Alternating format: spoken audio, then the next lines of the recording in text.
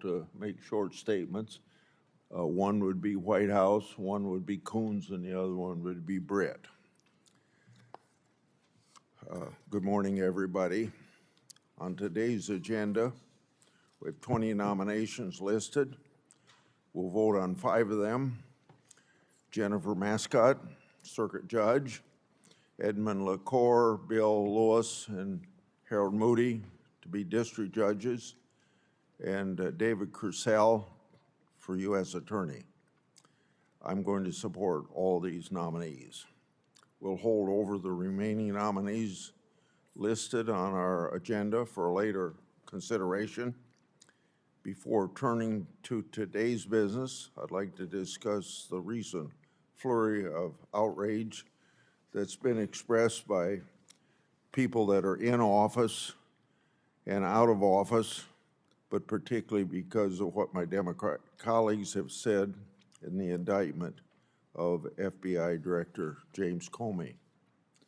The indictment returned by the grand jury contains serious charges. If you consider testifying before Congress is an important thing for people to do honestly.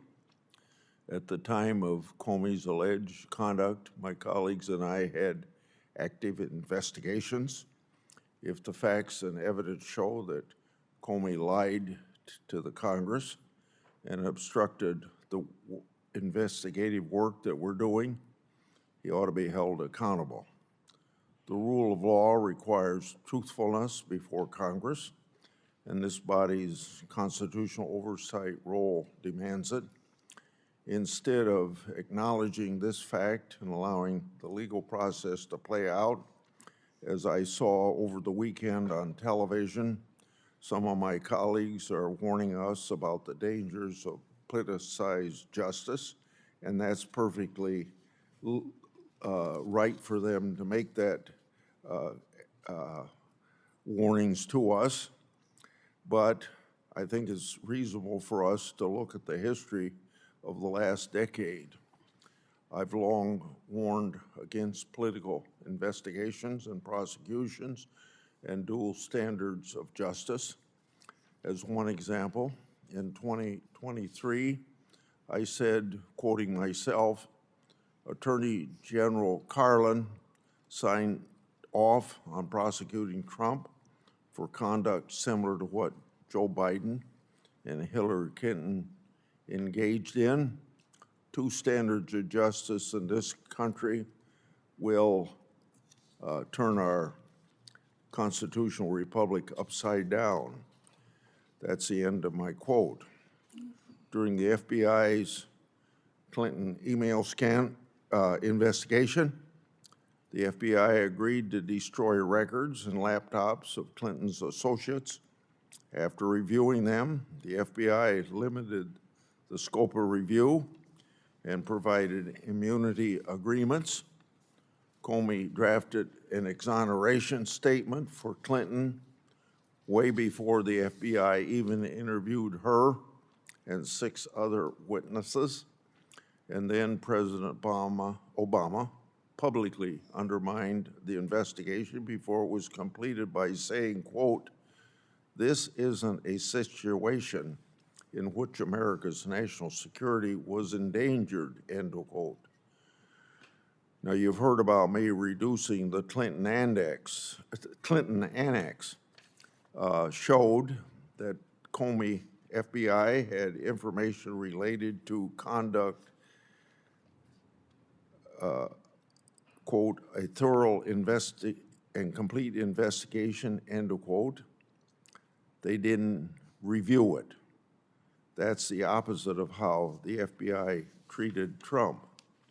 The Obama administration and Comey's FBI opened crossfire hurricane on candidate Trump and falsely accused him of Russian collusion. The FBI lied to the FISA court.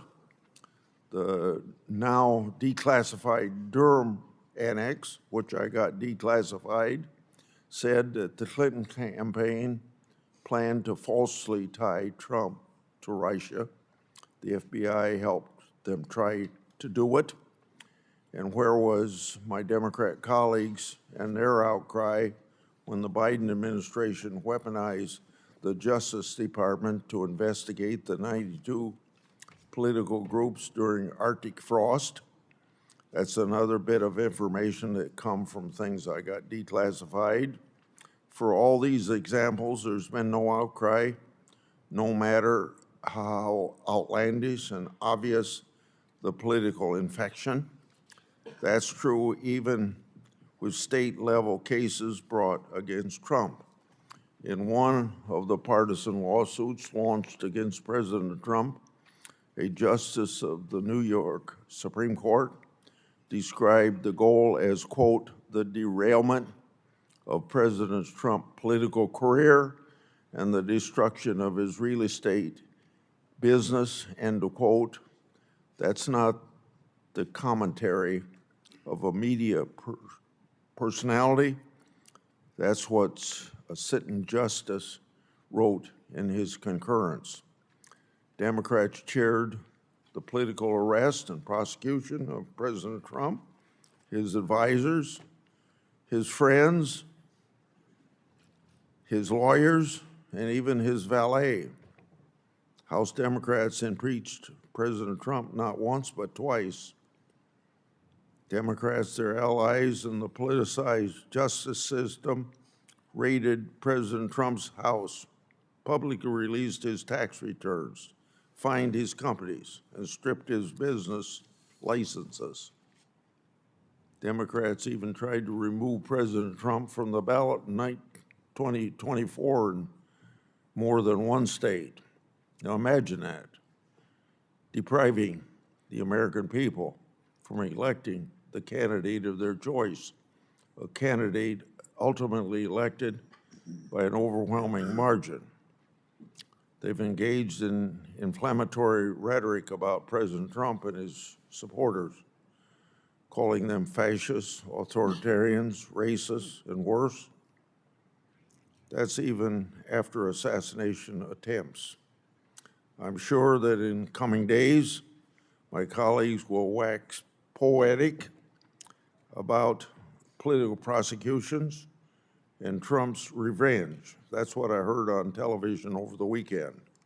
But for all their complaining, they should remember where this started. They should remember the pleas and warnings from my side of the aisle. They should remember that hypocrisy is not a way to regain the moral high ground.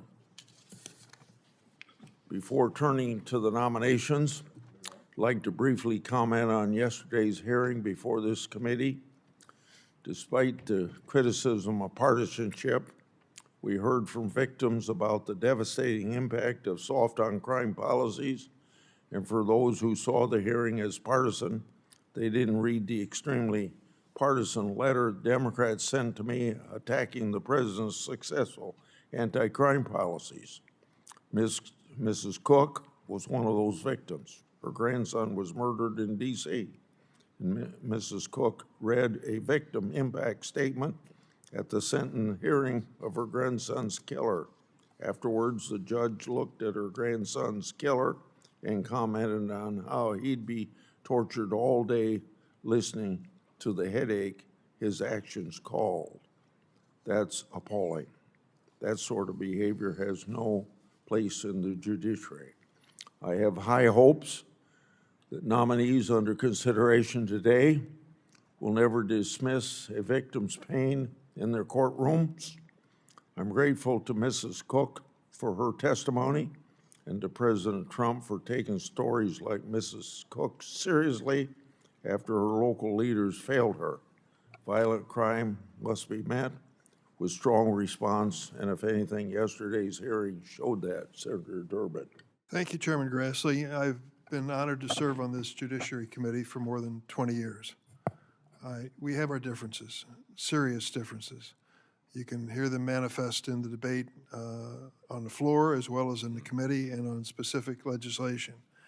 But I've always been heartened by the fact that when it came to certain aspects of law enforcement and law and order and crime, we find common ground. Democrats and Republicans agree. It's a tradition in Police Week, for example, for us to produce a package of bills to support the police and to do it in a responsible way. I've always been impressed by the fact that we put politics aside for that purpose. The hearing yesterday, I felt, was too partisan. I said as much before the committee yesterday.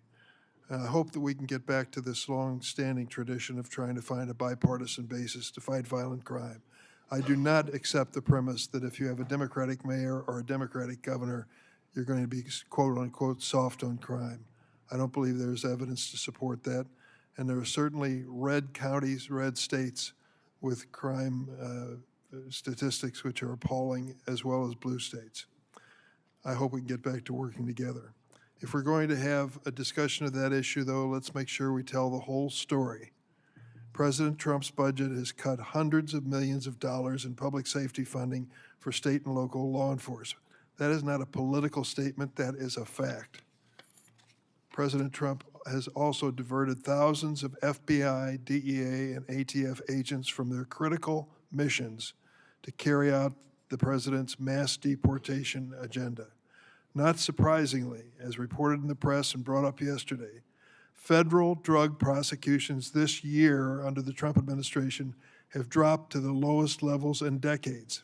The experts who go after the conspirators and designers of this narcotics network are real experts, and takes it real effort to find the evidence to convict. They are now being diverted into the mass deportation. How are we doing on mass deportation? 70% of the people that have been detained under the Trump mass deportation banner have no criminal record. No criminal record. Rapists, murderers, terrorists, criminally insane, no criminal record. And of course, President Trump granted full and unconditioned pardons to nearly 1,600 of the January 6th insurrectionists, including more than 600 charged with assaulting or impeding law enforcement. Who has respect for our law enforcement? The one who initiated this unconditional pardon? Many of these pardoned rioters have been charged or convicted of other violent offenses since the president gave them a pardon.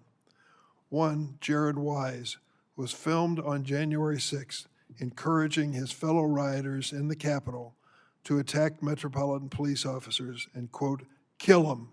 His words, kill them. Mr. Weiss now has a new job. Guess what he's doing? Senior advisor at the Department of Justice.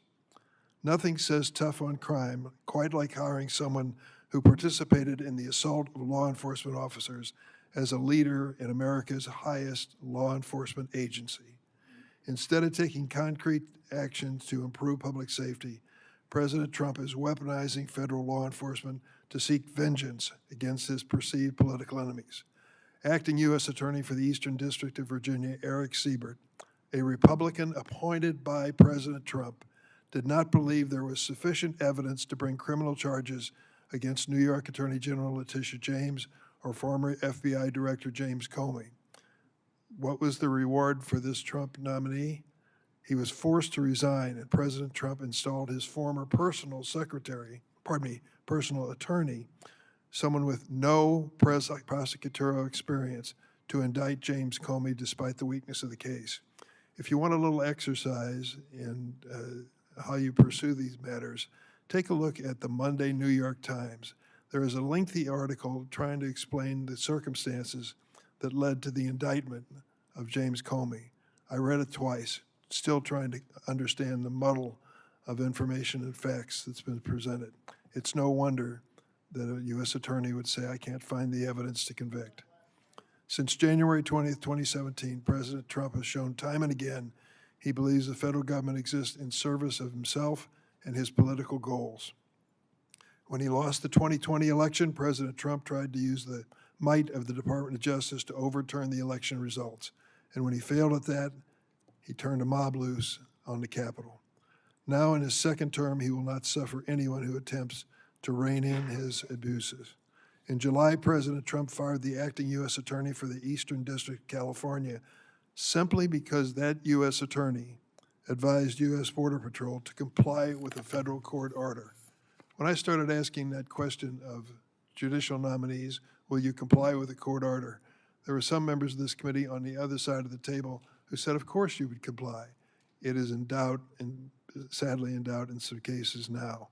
We've heard from whistleblowers that a senior Trump DOJ appointee advised another agency to actually violate a court order.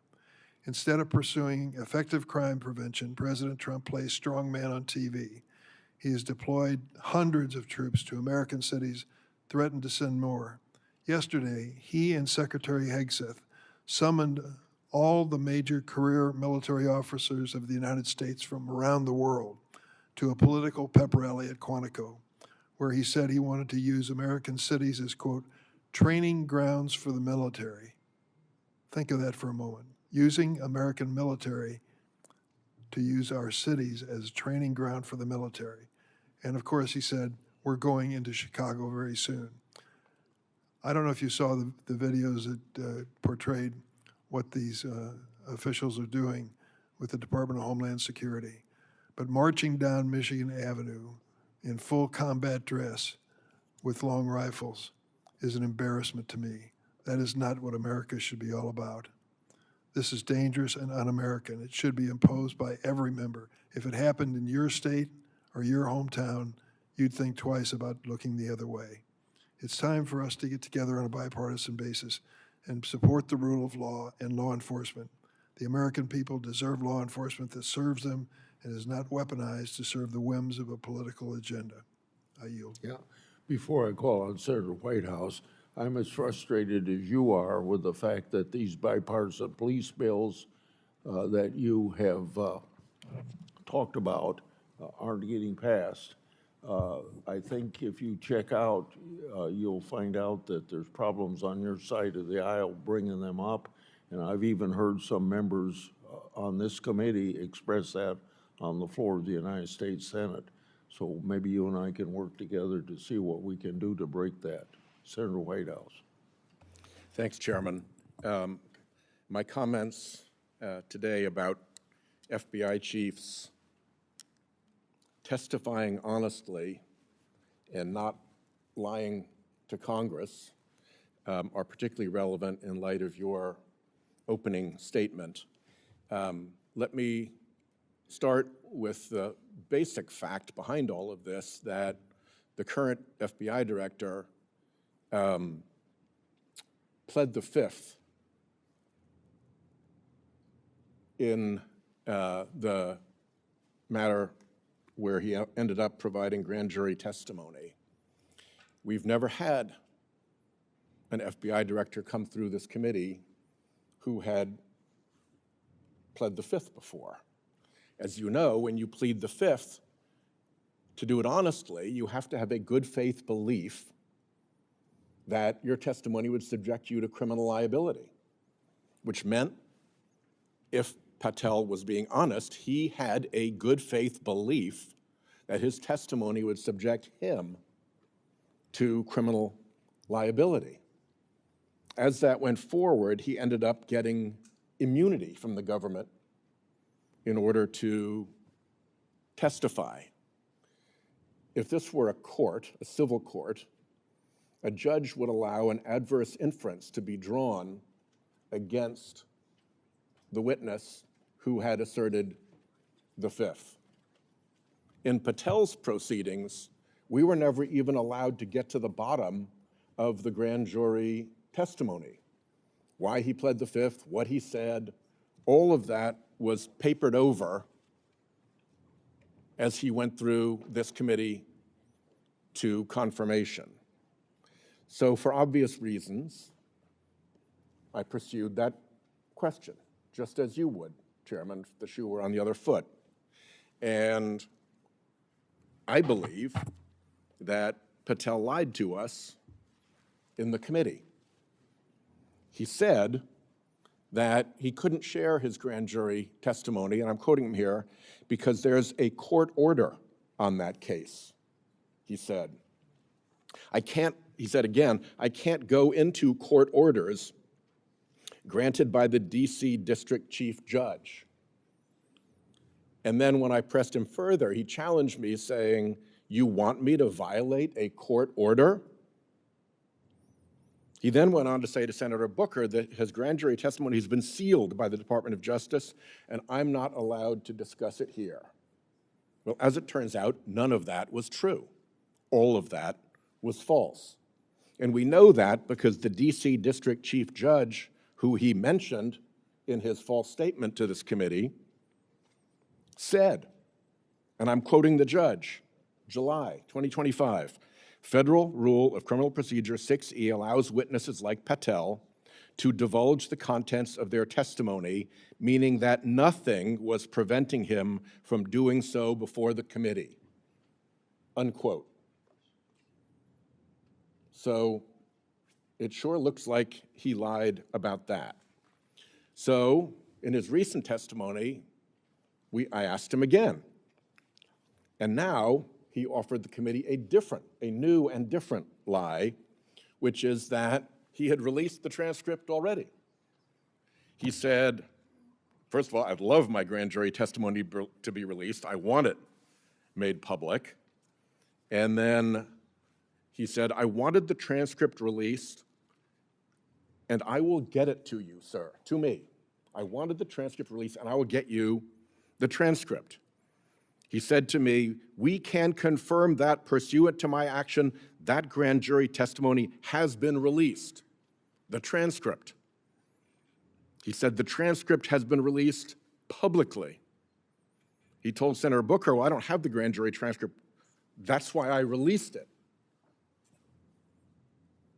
So, as it turns out, no transcript was released. He was making up that lie probably to get away from having to answer our questions. But now we have an FBI director who first lied in committee about a non-existent court order and had that lie exploded by the actual judge who he claimed had him under court order, and then lied in committee about having released a transcript that we all know has not been released. I think on that state of facts, we're entitled to get the transcript that he says he wants us to have, that he says he released publicly, and that the judge has confirmed is not under any court order of protection. So, Mr. Chairman, I look forward to working with you. I know you have a strong interest in FBI chiefs testifying honestly in this committee and not lying to Congress to try to get to the bottom of what has gone on, because those seem like two pretty flagrant and obviously provable lies. And we'll follow up for further assistance to get to the bottom of this. But I don't think it's asking too much to ask the committee's support, to ask Director Patel to do what he says he has already done, which is to release the grand jury transcript of his testimony and provide it to us. Thank you. Got three people. Senator from Delaware first, then the senator from Alabama, and then the senator from Minnesota. And then Thompson. Thank you, Chairman, and thank you to my colleagues. I want to speak to the first vote on our agenda today for Jennifer Mascott, nominee to serve on the Third Circuit Court of Appeals, a circuit which includes my home state of Delaware. And thank you, Chairman Grassley, for giving me a chance to speak to this before we proceed to a vote. I appreciate Professor Mascott's time as a public servant at the DOJ, her service in the White House counsel's office, and her desire to keep serving our country and the effort she's made to get to know members of the Delaware bench and bar. But I don't think, honestly, that her continued service should be in the Delaware-based seat of the Third Circuit, given she's never lived in Delaware, she's not a member of the Delaware bar and doesn't intend to join, she's never practiced in any Delaware state or federal court. She confirmed in her responses to my questions for the record, her sole connection to Delaware is a beach house, and she's never filed a brief or presented an oral argument in any Delaware court. I'm worried she's not interested in Delaware and frankly conveyed that she just wanted to be nominated to any open seat. She never sought a position on the Third Circuit specifically, but rather expressed an interest in serving in the federal judiciary.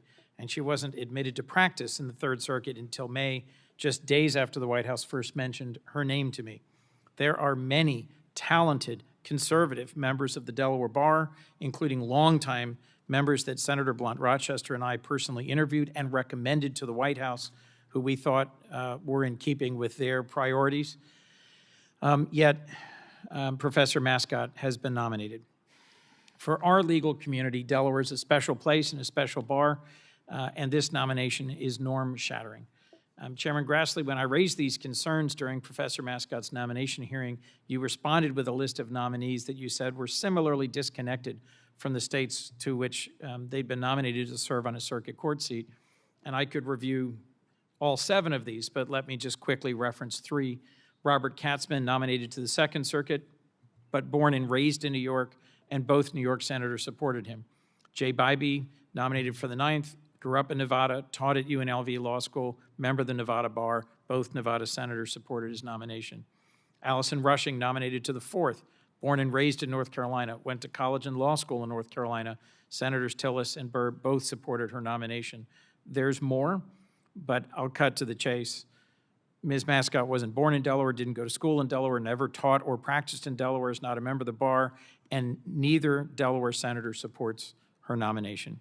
In a post-blue slip world, I realized state senators didn't matter, but I guess now home states and ties to the state bench and bar don't matter either. My mother has a beach home in Florida. I visited Florida a couple of times. I suppose I'm now qualified to be nominated for the Florida seat on the 11th Circuit. More importantly, in addition to her non-existent relationship to my home state, is the lack of legal experience, practical experience in criminal law, bankruptcy, torts, IP, corporate. She shouldn't be in a position grading the work of Delaware's district court and bankruptcy court judges, all of whom have substantially more courtroom legal experience than she does. And last, her views, I find, is outside the mainstream, especially on expanding the scope of presidential power, and I'm concerned by her refusal to recuse on a few key issues. Professor Mascott routinely appears on cable TV shows as an advocate, and earlier this year she said the Supreme Court's decision in Humphrey's executor should be struck down, but would not commit to recusing herself from cases applying that precedent. She's advised the White House on whether President Trump can refuse to spend money Congress has appropriated, but wouldn't commit to recusing from cases related to that issue, and currently serves as senior counsel in the White House counsel's office, but wouldn't commit to recusing from cases that challenge the president's executive orders. How can we trust her to decide cases fairly when she has served as the lawyer or the advocate representing one position or party? The people of the Third Circuit and Delaware, I believe, deserve better.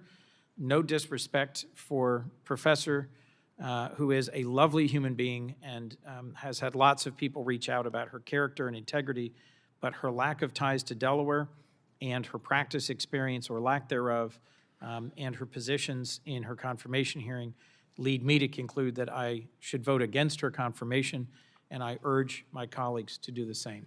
Thank you, Mr. Chairman. Call on Senator Brett, I have to put in the record 10 letters of support for Professor Mascott, 48 DOJ officials, 53 law scholars, constitutional and administrative law, 30 members of George Washington Law School faculty, 2 former chairmen of the Administrative Conference of the United States, the Assistant Attorney General for the Office of Legal Counsel, Dean of Scalia Law School, Dean of the Catholic University Law School, Executive Director of C. Boyden Gray Center on Study of the Administrative State, the Director of Separation of Powers Institute, and 35 community leaders and neighbors. Without objection, these will be inserted in the record. Senator Brett. Thank you, Mr. Chairman. I wanted to briefly talk about the 3 nominees to fill the vacancies in Alabama. Senator Tuberville and I were pleased to nominate Hal Moody, Alabama Supreme Court Justice Bill Lewis, and Alabama Solicitor General Eddie LaCour to President Trump to fill these vacancies, and we are grateful to President Trump for putting forward such outstanding nominees for the federal bench in our state. I have the utmost confidence in their experience, their qualifications, their legal acumen, their integrity, and their commitment to faithfully interpret and apply the Constitution and the laws that Congress has passed. I believe they will serve our country and our state and its citizens well on the federal bench, and I urge my colleagues to support their nominations. Thank you, Mr. Chairman. Thank you very much, Mr. Chairman. Former Supreme Court Justice Robert Jackson, who later became the chief prosecutor at Nuremberg, gave an address in 1940 when he was Attorney General, and it was titled Federal Prosecutor. He said, while the prosecutor at his best is one of the most beneficent forces in our society, when he acts from malice or other base motives, he is one of the worst. Unfortunately, President Trump, driven by clear malice, ordered the prosecution of James Comey, a prosecution which was rejected by a career Republican prosecutor who had looked at the facts and looked at the evidence for months. In a country devoted to the rule of law, it is simply unconscionable for the president to direct the Justice Department to engage in political prosecutions against the recommendations of a career prosecutor. Maybe you think this is small. Maybe you all know that Comey will win this case, as he said himself, bring it on, go to trial. But to me, it is much deeper than that. Donald Trump posted on social media, and the whole world saw his instructions to the Attorney General to go after his perceived political enemies, including the former director of the FBI, who, by the way, was a Republican-appointed U.S. attorney, served a number of positions under Republicans, was my law school classmate, so I know a little bit about his politics. He ordered the Justice Department to go after the sitting Attorney General in the state of New York, and he even ordered the entire Justice Department to go after a member of this committee. And if that is not chilling to my colleagues and they don't care about this, I don't even know what to say anymore. Pam Bondi came before this committee, and I asked her questions about this, and she said to me, and these are her words, politics will not play a part in our decisions. Here you go. So when Donald Trump couldn't find someone in the Justice Department to bring the charges against Comey, he pushed out Eric Siebert, a conservative Republican, by Mark Warner's account, a prosecutor that was recommended by the Republican governor of the state of Virginia, and he installed a White House aide to overrule the career prosecutors. He is pressuring the Justice Department about whom to prosecute rather than letting the career prosecutor make a decision about the facts and the laws. That's not justice. As former Trump White House attorney Ty Cobb said, we have a president for the first time in history ordering his AG to indict his enemies. And the AG, instead of being the independent force she's supposed to be, is saying, yes, sir. How can I get that done? Andrew McCarthy, a former federal prosecutor and conservative commentator, also said that this was a vindictive indictment, incomprehensible, and a mess. You know, I was a prosecutor for 8 years, ran a sizable office, and people would call, hey, don't go after that kid. Oftentimes the kid would be like 35 years old. And not once did I ever go to the career prosecutor and say, get rid of that case, don't do that, oh, have less of a sentence. Because when you cross that line, because you have had that kind of political pressure put on you, you can't go back.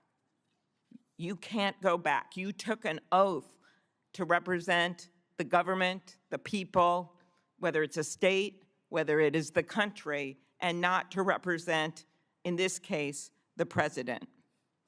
And this is not happening in a vacuum. At the same time, the president directs investigations and prosecutions of his perceived enemies. He gives pardons to and rewards his friends. The administration reportedly shut down an investigation into border czar Tom Homan for accepting a $50,000 cash bribe. The president pardoned January 6 insurrectionists who assaulted police officers in this very building. And he pressured prosecutors to dismiss a corruption case against Eric Adams. It was Hayden Scotton who was the career prosecutor in that case, someone who had clerked for Justice Roberts and then Judge Kavanaugh. And he said this when he was asked to do the dirty work. He wouldn't do the corrupt work. He said, "You will eventually find someone who is enough of a fool or enough of a coward to file your motion, but it was never going to be me." That's what this is about. And all of us, elected by our states, have to look in our own conscience and think, is this going to be me? Am I going to go along with this? Or am I going to say something about it? Thank you. Yeah, thank you, Mr. Chairman. I'll be very, very quick. I will be very, very short, simply to say that Senator Klobuchar has stated very powerfully the reason why we need to provide safeguards, and it should be a bipartisan effort, because today it's Comey, tomorrow it could be you. Today it is a Republican administration overstepping and overreaching and abusing the prosecutorial discretion that every one of us who's been a prosecutor knows is extraordinarily powerful. And I have proposed a framework of legislation that would provide rights to malicious prosecution, just as there are in your state, probably. I think in almost every state there's a right of malicious prosecution, similar safeguards providing individual protections, and also grand jury reform so that there are some safeguards there as well. In this instance, the Comey indictment, reports are that only 14 out of the 23 grand jurors voted for the bill, and one of the counts was actually rejected. I am hopeful it will be bipartisan. I'm preparing the legislation. I hope my colleagues will join me in this effort. I want to be collegial, but the abuses described by Senator Klobuchar, I think, ought to deeply trouble all of us. Thank you, Mr. Chairman. Now we'll vote on reporting the nomination of Jennifer Mascott. Clerk will call the roll. Mr. Graham. Aye. Mr. Cornyn. Aye. Mr. Lee. Aye. Mr. Cruz. Aye. Mr. Hawley. Aye. Mr. Tillis. Aye. Mr. Kennedy. Mrs. Blackburn. Aye by proxy. Mr. Schmidt. Mrs. Britt. Mrs. Moody. Mr. Durbin. No. Mr. Whitehouse. No. Ms. Klobuchar. No. Mr. Coons. No. Mr. Blumenthal. No. Ms. Hirono. No by proxy. Mr. Booker. No by proxy. Mr. Padilla. No by proxy. Mr. Welch. No. Mr. Schiff. No. Chairman Grassley. Aye. On this vote, the ayes are 12, the nays are 10.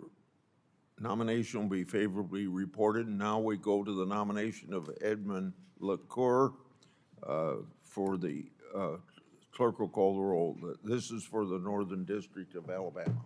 Mr. Graham. Aye. Mr. Cornyn. Aye. Mr. Lee. Aye. Mr. Cruz. Aye. Mr. Hawley. Aye. Mr. Tillis. Aye. Mr. Kennedy. Mrs. Blackburn. Aye by proxy. Mr. Schmidt. Mrs. Britt. Mrs. Moody. Mr. Durbin. No. Mr. Whitehouse. No. Ms. Klobuchar. No. Mr. Coons. No. Mr. Blumenthal. No. Ms. Hirono. No by proxy. Mr. Booker. No by proxy. Mr. Padilla. No by proxy. Mr. Welch. No. Mr. Schiff. No. Chairman Grassley. Aye. On this vote, the ayes are 12, the nays are 10. The nomination will be favorably reported. Now we go to Bill Lewis, Middle District, Alabama. Clerk will call the roll.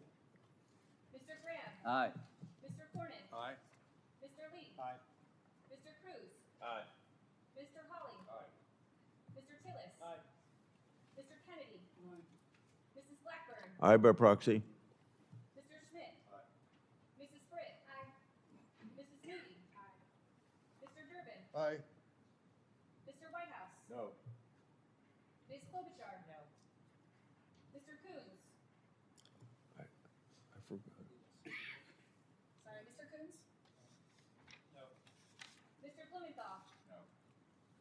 Ms. Hirono?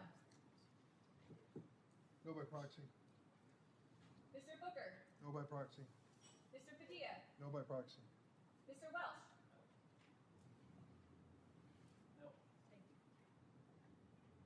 Mr. Schiff? Chairman Grassley? Aye. On this vote, the ayes are 14, the nays are 8. Favorably reported to the floor. Senator Urban, I forgot to call on you. You wanted permission to put something in the record, as I recall. I ask permission to put written statements in the record for the nominees as they were called. Okay, I'm sorry. Now the clerk will call the roll for Harold Moody. Mr. Graham? Aye. Mr. Cornyn? Aye. Mr. Lee? Mr. Cruz? Aye. Mr. Hawley? Mr. Tillis? Mr. Kennedy? Mrs. Blackburn? Aye by proxy. Mr. Schmidt?